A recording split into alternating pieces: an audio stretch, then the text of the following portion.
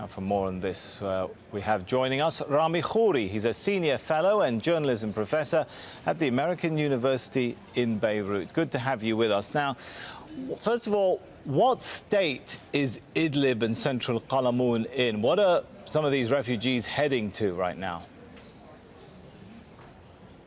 Well, Idlib is the part of Syria that is very much under the control. It's in the very north of Aleppo, not too far from the Turkish border, and it's the area that has control. It's controlled by Jabhat Fath al-Sham and the Hayat Tahrir al-Sham, the old Qaeda group, Nusra, and it's the repository now for a lot of the rebels who are being driven out or voluntarily leaving other parts of Syria where they've made ceasefires with the government, and they go there because they are pretty much running their own show for the moment under Hayat Tahrir al-Sham.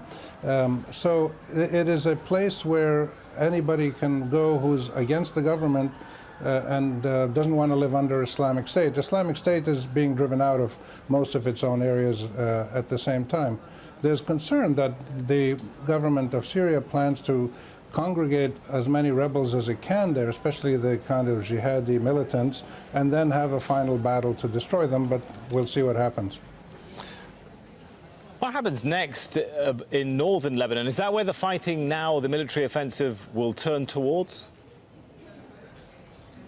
Yes, what's happened now is that Hezbollah, working with the Lebanese army, but Hezbollah doing most of the fighting, have driven out the old Qaeda groups, and they're now on buses heading to Syria. In the very, very north, there are small pockets of Islamic State fighters, and they are now the target. And this fight is going to be conducted mainly by the Lebanese army, we're told, and Hezbollah will coordinate with them as it has been doing in that area. So once that last battle is done and the last remnants of these militant Takfiri Salafi groups are driven out, then the whole of the northeast of Lebanon should be stabilized. And this is something that all Lebanese welcome, but there's a lot of controversy about why Hezbollah is doing more than the Lebanese army. And this is a political battle that's been going on inside Lebanon for many years. So the political tensions are still there, but on the military front, Hezbollah and the Lebanese army have done very well in the view of most people. There's a lot to talk about in terms of Lebanon, but if we look at Syria again for a second, is Syria being gradually, religiously, if not ethnically, partitioned?